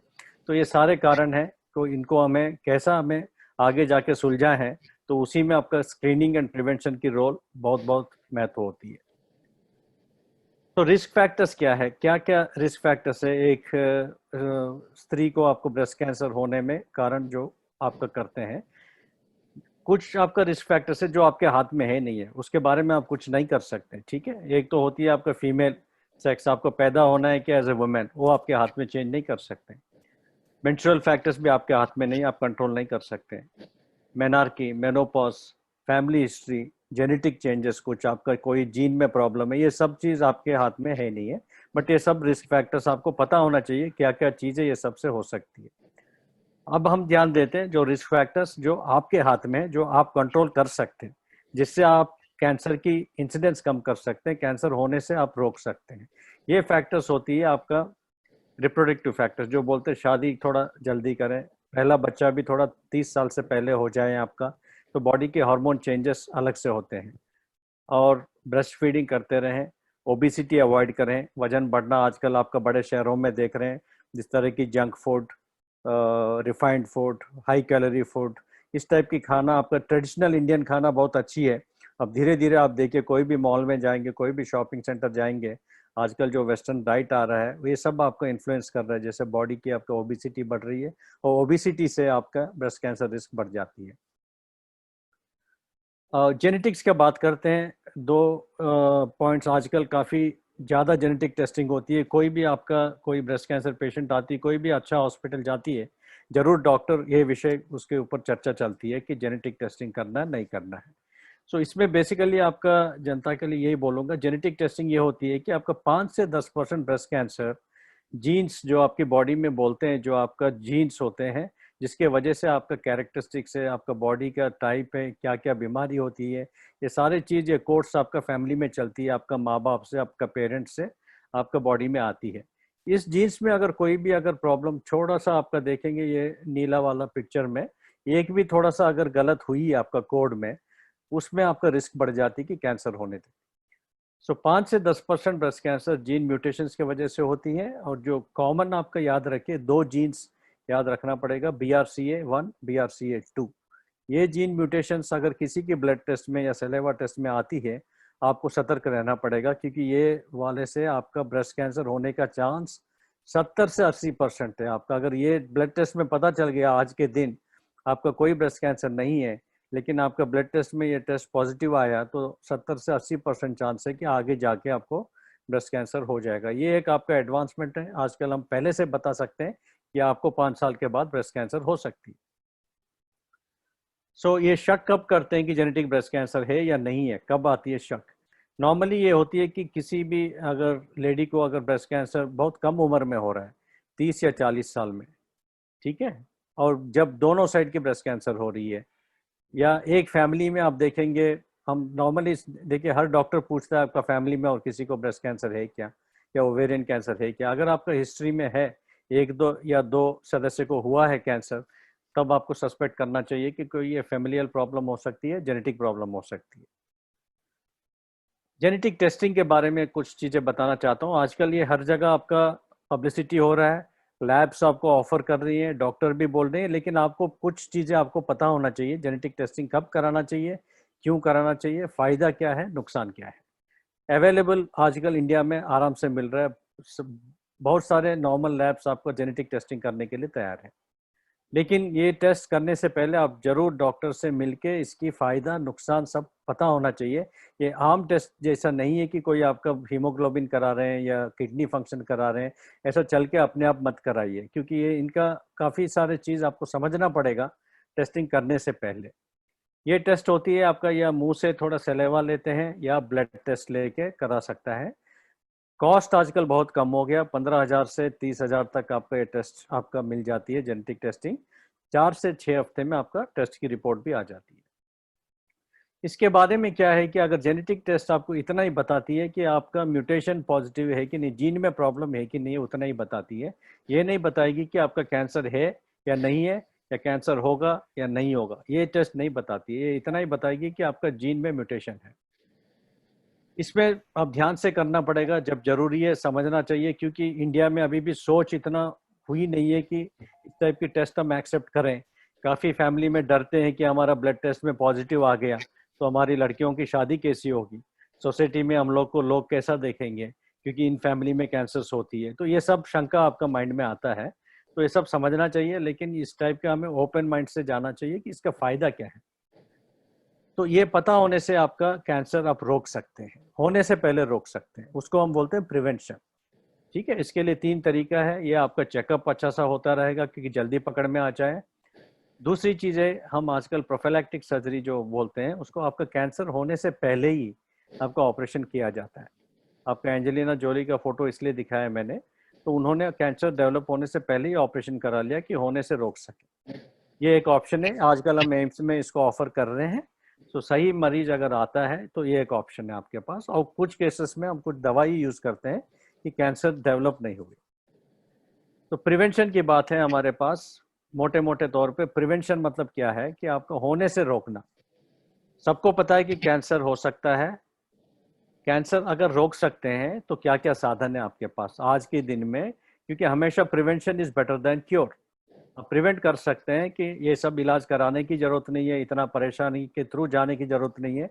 तो कुछ साधन है, ब्रेस्ट कैंसर आप प्रिवेंट कर सकते हैं। हर कैंसर आप रोक नहीं सकते, बट कुछ प्रिकॉशंस लेके कुछ कैंसर्स आप अपने हाथ में है कि आप रोक सकते हैं। प्रिवेंशन में क्या आता है कि आपका लाइफस्टाइल मॉडिफिकेशन। तो जो अभी चीज़ें हमें बताया, कुछ फैक्टर्स की वजह से ब्रेस्ट कैंसर बढ़ती है, वो लाइफस्टाइल थ्रू आप अपने सुधार लाएं। ये धीरे धीरे होती है, अचानक आदमी अपना आदत बदल नहीं सकता है। अपना समझना पड़ेगा कि इसलिए मेरे नुकसान हो रहा है, मैं कैसा इसको प्रिवेंट कर सकता हूँ। काफ़ी विल पावर चाहिए, लेकिन ये सब संभव है। सेकंड कीमो प्रिवेंशन, तीसरा सर्जरी, अभी मैं बताऊंगा इसके बारे में। दूसरा होती है सेकेंडरी प्रिवेंशन, क्योंकि अगर हो चुका है, स्क्रीनिंग एंड अर्ली डिटेक्शन बोलते हैं। स्क्रीनिंग मीन्स कोई आपको सिम्टम है नहीं है, आप नॉर्मल औरत है, घर का रूटीन काम कर रहे हैं, लेकिन मन में शंका है कि मेरा कैंसर तो नहीं है, तो कैसा पता चलेगा? उसमें जो टेस्ट करते हैं उसको बोलते हैं हम स्क्रीनिंग। इससे फायदा क्या है कि कैंसर आपका शुरुआत की स्टेज में, जैसे डॉक्टर कंचन कौर जी ने बताया, कि बहुत अर्ली स्टेज में पकड़ में आता है, जब आपका कोई गिल्टी नहीं है बॉडी में, आपको कुछ फीलिंग ही नहीं हो रहा है, बट उसी स्टेज में आपका मैमोग्राफी या कोई भी टेस्ट आपको बता देता है कि कैंसर शुरू हो गया है। उस टाइम अगर पकड़ में आता है, आपका क्योर करने का चांस ऑलमोस्ट 90% से ऊपर चली जाती है। सो लाइफस्टाइल्स के बारे में बात करते, क्या क्या आप लाइफस्टाइल चेंज कर सकते हैं जिसके वजह से आपका कैंसर रिस्क कम हो जाए। फिजिकल एक्टिविटी आप देखिए, फिजिकल एक्टिविटी बढ़ाइए, रूटीन काम। आजकल हमारी मॉडर्न लाइफस्टाइल देखेंगे, घरों में बड़े बड़े सोफा, बड़े बड़े टीवी, कंप्यूटर, मोबाइल, इनसे क्या है कि आदमी की फिजिकल एक्टिविटी कम हो जा रहा है, सब इलेक्ट्रॉनिक गैजेट्स हैं। सो इसमें फिजिकल एक्टिविटी कम होता है। नेचुरली आपका घर का काम, रूटीन काम आप करते रहेंगे, फिजिकल एक्टिविटी ऑटोमेटिकली हो जाती है। इंडियन ट्रेडिशनल लाइफस्टाइल देखेंगे, औरत आपका जो घर में काम करती है, उससे क्या है कि आपका बॉडी का नॉर्मल एक्टिविटी कंटिन्यूस ही रहती है। आजकल क्या है कि हम घर में रूटीन काम कम कर दिया, लेकिन कैलोरी बर्न करने के लिए फिर हम अलग से जिम जाते हैं। तो मेरा ये है कि जस्ट एक सजेशन है कि आप अपना रूटीन घर का काम मशीन के ऊपर कम डिपेंड करें, अपने आप करते रहें। बहुत सारे फिजिकल एक्टिविटी घर में रूटीन काम में हो जाती है। हाई आपका डाइट्स जो है, फ्रूट्स और वेजिटेबल्स ज़्यादा कंटेंट होना चाहिए। अल्कोहल एंड स्मोकिंग बिल्कुल ही कम होना चाहिए। और कोई भी ग्रीन वेजिटेबल्स, फ्रूट्स, इसमें जो वाइटामिन होती है, ये आपका कैंसर रिस्क कम करता जाता है। कीमो प्रिवेंशन में 1-2 ड्रग यूज करते हैं, जिसमें जेनेटिक म्यूटेशन में हमें 1-2 ड्रग्स जैसे टोमैक्सिफेन जो कैंसर में यूज होती है, वो प्रिवेंशन के लिए भी यूज कर सकते हैं। ये दवाई देने से करीब 50% ब्रेस्ट कैंसर की रिस्क आपकी कम हो जाती है। दूसरा ऑप्शन है आपका रिस्क रिड्यूसिंग सर्जरी जो बोलते हैं। इसमें आपका ऑपरेशन जो है कैंसर होने से पहले ही आपका होती है, जिसका आपका जीन में म्यूटेशन है। इस पे आपका ऑपरेशन करके आपका टोटल ब्रेस्ट रिमूवल हो जाती है। अगर उस लेडी अगर सोशली एक्टिव है तो ब्रेस्ट रिकंस्ट्रक्शन भी कर सकते हैं, नया ब्रेस्ट आपकी बन सकती है। ये टेस्ट और ये वाला ऑपरेशन अभी हमें एम्स में शुरू किया पिछले 4-5 साल से। कुछ जैसे फैमिली आ रही है, एक सिस्टर को कैंसर हो गया, दूसरा सिस्टर को डर लगता है, 2 सिस्टर को कैंसर हो गया तो और 2 सिस्टर है उनको शक आ रहा है, तो वो जरूर जेनेटिक टेस्ट के लिए जा सकते हैं, पता कर सकते हैं। अगर म्यूटेशन आया, टेस्ट में कोई प्रॉब्लम हो गया, तो उन लोगों को आजकल हम कैंसर होने से पहले ही हम इलाज ऑफर कर रहे हैं और उसमें 90% आपका चांस है कि आगे कैंसर नहीं होगा। दूसरी ऑप्शन है, आप ये ऑपरेशन के लिए नहीं जाना चाहते हैं या आपको दवाई नहीं लेना चाहते हैं, तो आपकी दूसरी होती है कि रेगुलर चेकअप पे रहिए। थोड़ा ज़्यादा आपको सावधान रहना पड़ेगा क्योंकि जल्दी आपका पिकअप हो जाए। ठीक है, स्क्रीनिंग के बात है, ये आमतौर पे आपका हर जगह देखते हैं ब्रेस्ट कैंसर स्क्रीनिंग। इस पे ज़्यादा मैं डिटेल में नहीं जाऊंगा, बट मोटे तौर पे 3 चीज़ें होती है स्क्रीनिंग में। एक तो self examination, examination by clinical by trained medical worker, तीसरी होती है मैमोग्राफी। ये 3 टेक्निक्स में आपका क्या है, सबसे इम्पॉर्टेंट जो चीज़ें मैं बताता हूँ, ब्रेस्ट सेल्फ एग्जामिनेशन या ब्रेस्ट अवेयरनेस। हर औरत को अपना नॉर्मल ब्रेस्ट के बारे में उनको पता होना चाहिए कि नॉर्मल ब्रेस्ट मेरा कैसा है, मेरा बॉडी पार्ट में कोई चेंज तो नहीं आ रहा है। उनका अपने आप फील करके, देख के शीशे में या नहाते टाइम अपने आप को महसूस करना चाहिए कि नॉर्मल क्या होते हैं। नॉर्मल जब आपको पता चलेगा, तभी भी आपको एबनॉर्मल क्या होती, तब आप जल्दी पकड़ पाएंगे। तो अपना अपना पहचानिए, अपनी बॉडी को पहचानिए, अपने नॉर्मल ब्रेस्ट को पहचानिए। इसको हम बोलते हैं ब्रेस्ट अवेयरनेस। सो हर औरत को ये आपको कम से कम 20 साल 25 साल के बाद अपने आप अवेयर होना चाहिए कि मेरा नॉर्मल ब्रेस्ट कैसा फील करता है। आप छू के देख सकते हैं, शेप देख सकते हैं, किस टाइप की स्किन ने क्या है, अपने शीशे के सामने खड़े होके देखिए। और कभी भी बीच में महीने 2 महीने में एक बार देखते रहेंगे, कोई भी आपका मेजर चेंज आता है आप तुरंत आप पकड़ सकते हैं। आप अपने ब्रेस्ट के बारे में ध्यान नहीं देंगे, अगर आपको उसको देखना ही नहीं चाहते हैं, कभी आपको मतलब चेकअप ही नहीं करना चाहेंगे अपने आप, तब आपका मिस हो जाती है। ठीक है, तो इंडियन सोसाइटी में मुश्किल है क्योंकि घरों में छोटे छोटे घर है, बहुत सारे सदस्य रहते हैं कि औरत को टाइम नहीं मिलता है, ना जगह मिलती है, ना प्राइवेसी मिलती है कि कौन सी टाइम में जाके इस टाइप की चेकअप करें। तो एक बेस्ट उपाय होती है कि आपका नहाते टाइम सबसे बेस्ट है, एक शीशा रखिए बाथरूम में, नहाने के टाइम अपने आप एक बार चेक कर लें, तो आपको पता चलता है कि मेरा नॉर्मल ब्रेस्ट क्या है और कोई प्रॉब्लम है तो पकड़ना कैसा है। इसको बोलते हैं हमें ब्रेस्ट अवेयरनेस। ये सबसे ज़रूरी है, इसके वजह से आपका कैंसर बहुत अर्ली स्टेज में पकड़ना आसान हो जाती है। सेल्फ एग्जामिनेशन जो है अपने आप करना चाहिए, ये अलग अलग पोजीशन में होती है और जैसे नहाते टाइम आप चेक कर सकते हैं, एक तो देख सकते हैं, दूसरा आपको फील कर सकते हैं कि कोई गठान या गिल्टी तो नहीं फील हो रहा है आपका ब्रेस्ट में, और खड़े होके हाथ उठा के देखिए कोई ब्रेस्ट की साइज या शेप में चेंज तो नहीं आ रहा है। उसके बाद लेट के भी अपना बेडरूम में देख सकते हैं, हाथ का ये तरीका दिखा रहा है, ये फोटोग्राफ की किस टाइप का आप फील करना चाहिए। हमेशा आपको फ्लैट ऑफ द हैंड, तभी आपका कोई भी छोटा गिल्टी पकड़ में आ सकती है। और किस चीज़ के लिए देखेंगे आप, अगर किस चीज़ में ध्यान देंगे कि कोई भी नई गिल्टी आ रही है ब्रेस्ट में, निपल में कोई फर्क आ रहा है, निपल से कोई डिस्चार्ज आ रही है जो खून जैसा, स्किन में कोई चेंजेस आ रहा है या निपल अंदर सुकड़ रही है, ये 4-5 वार्निंग साइंस होती है अर्ली ब्रेस्ट कैंसर का। इसका ध्यान रखना होगा। ये बहुत आसान है, इसमें खर्चा कुछ है नहीं है, 5 मिनट लगती है आपको घर में, अगर हैबिट कर लिया आपने करने में। क्लिनिकल ब्रेस्ट एग्जामिनेशन यही चीज़ जो है, एक हम हेल्थ वर्कर को ट्रेन करके घर पे जाके भेज के कराते हैं, इसको बोलते हैं क्लिनिकल ब्रेस्ट एग्जामिनेशन। मैमोग्राफी जो है सब जानते हैं, ये बहुत आपका वाइडली यूज होती है। बेसिकली ये एक स्पेशल टाइप की एक्सरे है, ब्रेस्ट का किया जाता है, स्पेशल मशीन होती है, ये ज़्यादा महंगा नहीं है। इसमें ब्रेस्ट का एक्सरे करा जाता है और इसमें आपको पता चलता है कि शुरुआत की कैंसर जो आपको पकड़ सकते हैं कि नहीं। इस टाइप की जो एक्सरेस अलग अलग टाइप की ब्रेस्ट होती है, तो इसमें कोई भी अर्ली कैंसर अगर आएगा तो पकड़ने में आपका ये मदद करती है। इसकी ये है कि इंडिया में इतना वाइडली क्यों नहीं कर पा रहे हैं मैमोग्राफी, क्योंकि इसके लिए एक्सपर्टीज चाहिए, आपका मशीनें चाहिए और उसको पढ़ने वाले अच्छे डॉक्टर भी चाहिए, नहीं तो इसमें आपको मिस हो सकता है कैंसर। और दूसरी ये चीज़ है कि देखिए, आप जैसे एक उदाहरण के लिए बोल रहा हूँ, अगर 1000 मैमोग्राम करेंगे औरत में जो नॉर्मल है, आप 2 से 3 कैंसर पकड़ सकते हैं, ठीक है। तो इसकी मतलब है कि 950 के ऊपर वो जो मैमोग्राम है हो रहा है, लेकिन उसके कैंसर मतलब उसमें है नहीं है।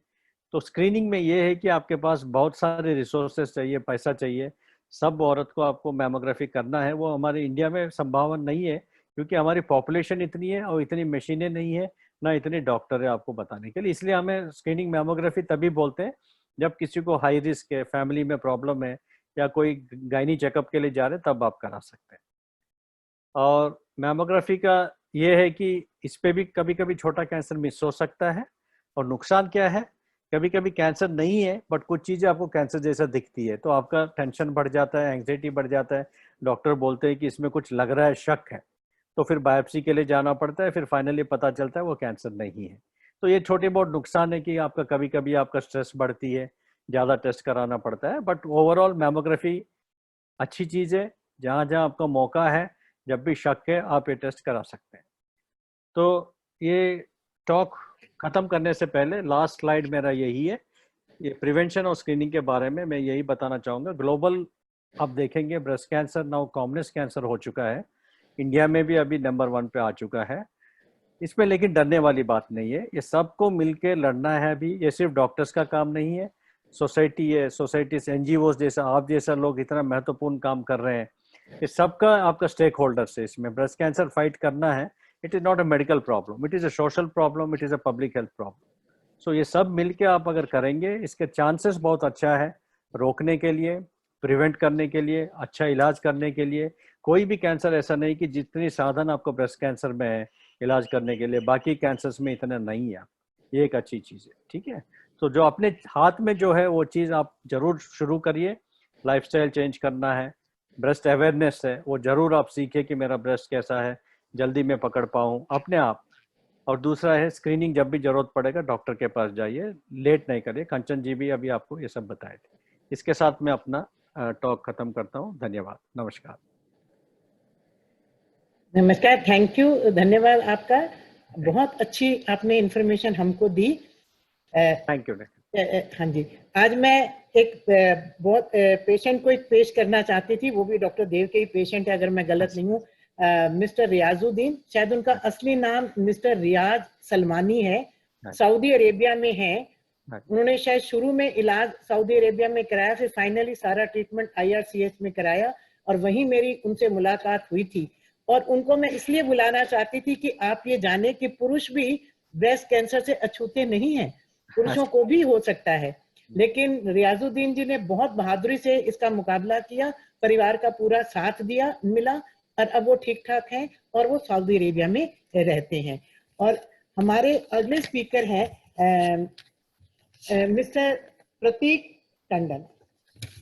ये नोवार्टिस के रिप्रेजेंटेटिव हैं, और नोवार्टिस हमारी बहुत पुराने साथी हैं, इंडियन कैंसर सोसाइटी के साथ कंधे से कंधा मिला के चलते हैं, हमें ज्ञान भी देते हैं और धन भी देते हैं। और हमें बड़ी खुशी है। मैं जानना चाहूंगी कि मिस्टर प्रतीक टंडन जी हैं क्या? Yes, I'm there. Okay, thank you, welcome and very happy to see you there. और आपके बारे में बहुत ज्यादा इस समय बताने लगूंगी तो टाइम की कमी है, लेकिन आप नोवार्टिस की तरफ से ब्रेस्ट कैंसर के लिए बिजनेस फ्रेंचाइज हेड हैं, और भारत के नोवार्टिस ऑन्कोलॉजी की लीडरशिप की टीम के मेंबर भी हैं। और प्रतीक जी SP जैन कॉलेज से MBA किए हुए हैं और बायोकेमिस्ट्री में MSc हैं।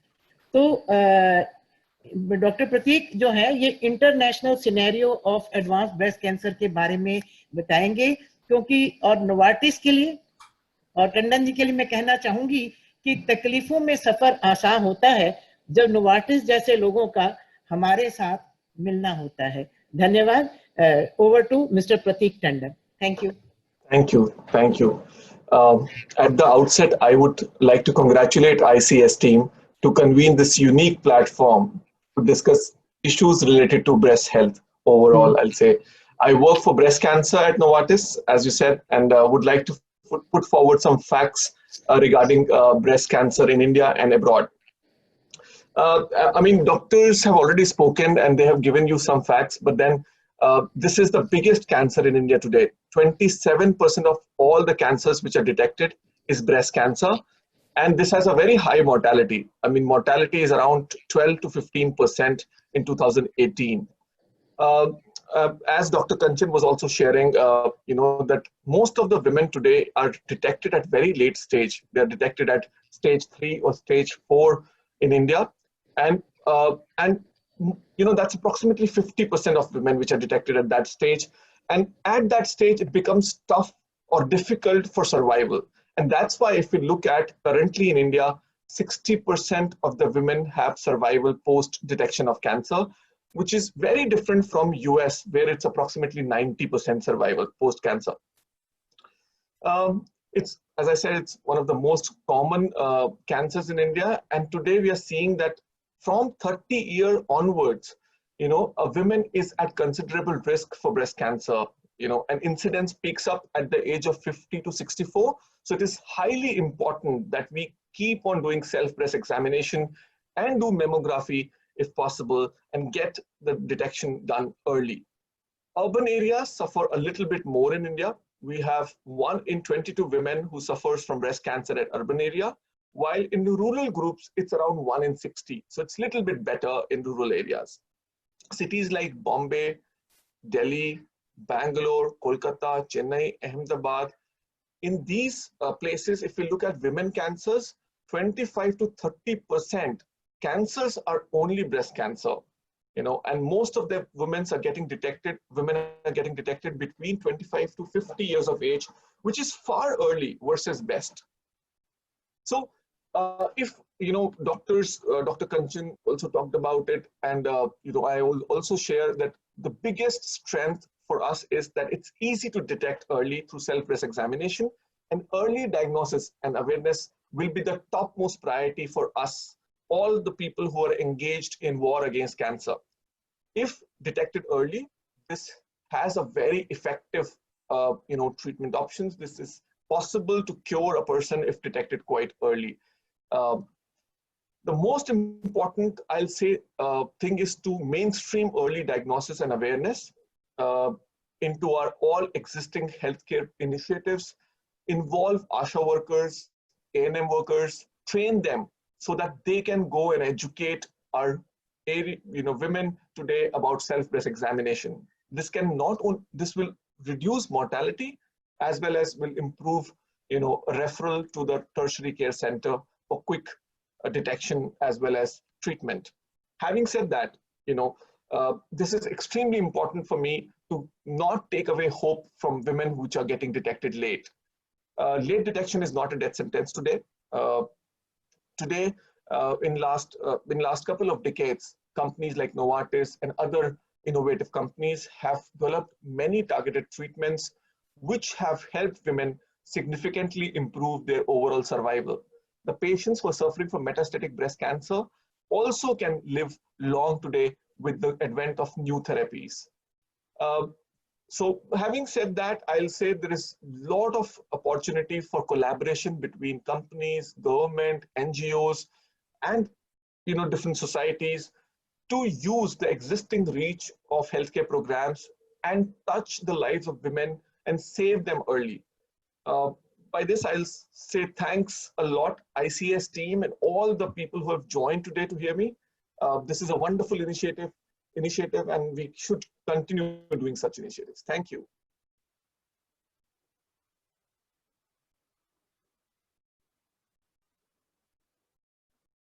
Is there anybody from the ICS team?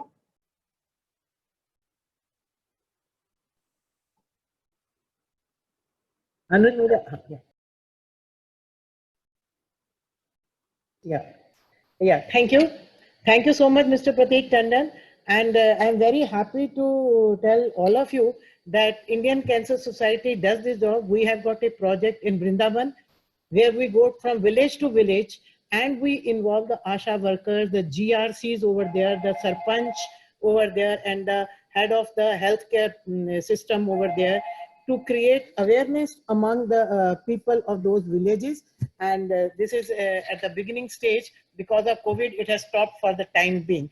And I also want to congratulate you and be thankful to you that you have taken Indian Cancer Society to international scenario, where Indian Cancer Society is representing India at the advisory board of advanced breast cancer in the world, and so many countries are involved, and Novartis is supporting that project. So congratulations and thank you for that. Because of the lack of time, समय की कमी है, तो मैं रंजीत जी से कहूंगी कि वो सारे क्वेश्चन लिख के रखें। आपके सवालों के जवाब हम देंगे, बाद में आपके सवालों के जवाब आप उन्हीं से लेंगे जिनसे आप पूछ रहे हैं, और आपको हम पर्सनली बताएंगे, क्योंकि सवाल पूछने का वक्त नहीं है।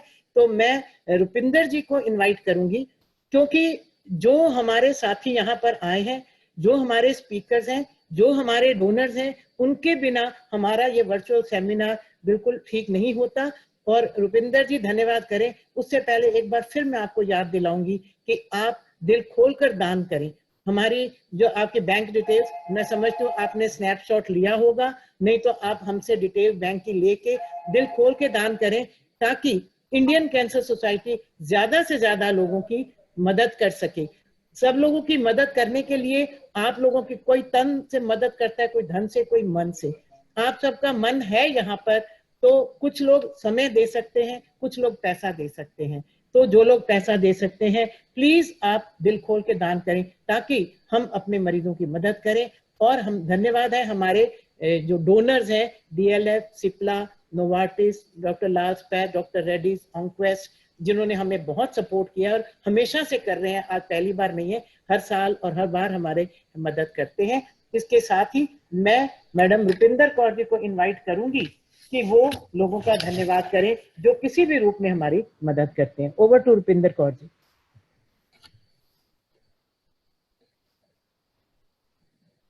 रुपिंदर जी आप अनम्यूट करें खुद को। खुद को नहीं कर सकते, पीछे से होना पड़ेगा।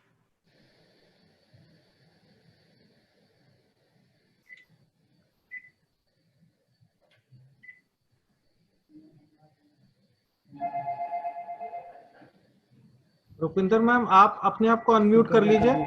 कर लिया, हाँ हो गया। Can you hear me? Yes, yes. Yeah, you can. Okay. Like they say, time and tide waits for no man. The same thing is the story of the Indian Cancer Society. We don't wait for anything. What we have to do, we just do it.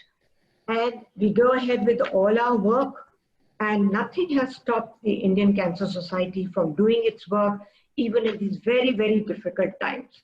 For this, we have to thank all the people and their cooperation, especially the office staff, our volunteers, the doctors, and the corporates who have stood by us.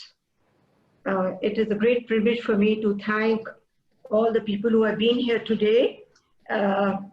Firstly, I'll thank the doctors, Dr. Kanchan, Dr. Dio, and of course, Pratik Tandon for speaking with us. Our motivation speaker, of course, Madam Tahira, and we've had these survivors also who've spoken so well, Gayatri Sehgal, and unfortunately we could not have Riazuddin, but all the same, thank them all for being with us, and this is our first time that we've gone through this, and I hope we are more successful. Renuka, तुम्हें तो बहुत बहुत धन्यवाद देना चाहिए। मेरे जैसा भी अनाड़ी को ये समझ आ रही थी ये क्या होता है। अनाड़ी है इस खेल में। Everybody's cooperation, but office and Rekha and Renuka have all done a very excellent job. Now there are one or two things that have to be told to you. That the brochure will be released on the 30th, and it will be on our website. Is that correct? Yeah, absolutely correct. It's an ebook. Yeah. And our magazine, and this brochure has all the name of the people who have donated and advertised and everything. And our magazine, Nargis, that will be released on the 23rd on an e-platform. and that is also on our website. And all those who want to see that, they can have, go through with it. And I think we should not take any more time because we've had a long session. And I thank each one of you who came on, and Colonel Tomar and everybody in the office. I find them so helpful all the time. And like Kanchan had, sort of given the conclusion that find it before it finds you. Absolutely. That was a beautiful thing. Thank you very much, everybody. It was good to see all our colleagues and contemporaries again. Rekha ji, thank you. Thank you so much, all the participants, for participating and making it a huge success.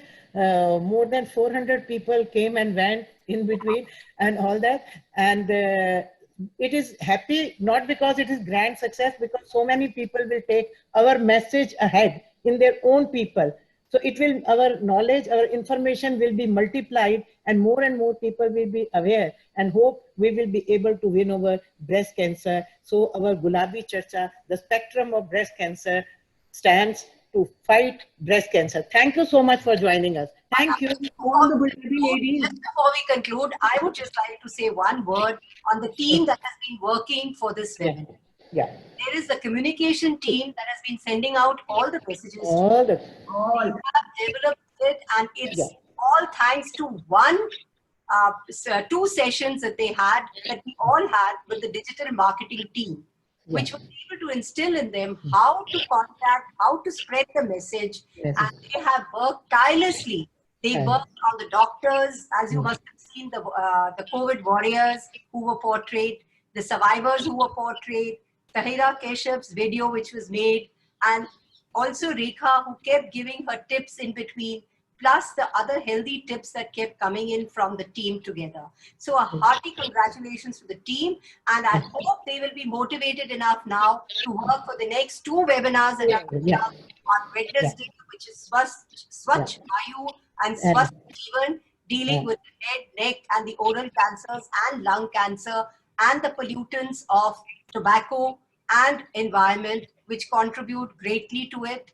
And our last webinar, which is on girls, let's start talking, let's get talking, which is to try and make the women aware of all the little gynae problems that they have, and they are very hesitant to talk to anyone about it. They just keep it within themselves, and like Dr. Kanchan was saying, it gets too late by the time they actually come to the doctor. So these are things. Yeah. Looking forward to see you all on the 23rd and 30th. Coming in and singing in the second webinar, that is cancers. Her mother died of lung cancer, so she will be talking about that as a caregiver to her. And in the last one, which is on the gynae cancers, we have Sonali Bhindre coming in and talking about her cancer and how she is fighting it. She's not over it, she's still fighting it. So it's going to be a really good sessions, both the sessions, at least I know apne muh miya mittu bol rahi hu main, but we hope that these sessions are also equally good as has been today's session. So I invite you all, please come in. You will be hearing from us. All of you who have registered will be getting the link for the next session also. And also information about the next session would start coming in and rolling in from tomorrow. Thank you so much for being with us today. Thank you ever so much.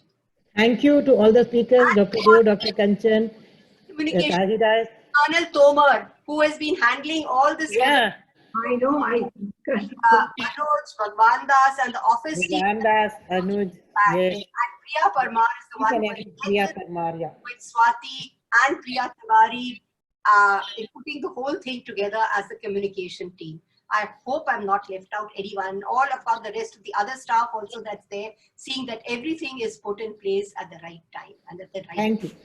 We've Thank you had so much. We hope to overcome all of them in our next webinar. Thank you so much and a good night. Thank you.